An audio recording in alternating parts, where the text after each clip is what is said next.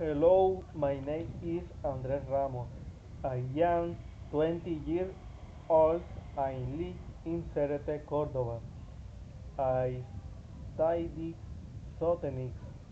In my free time, I like to read books sometimes and listen to music. In my daily routine, I go to work in the morning at dog clinic. After that, I play on my phone for a week. The, then I do my university activities.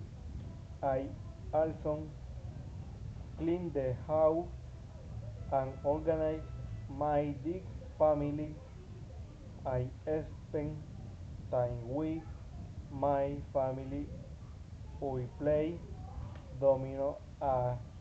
Sometimes we go out to eat ice or is. Thank you.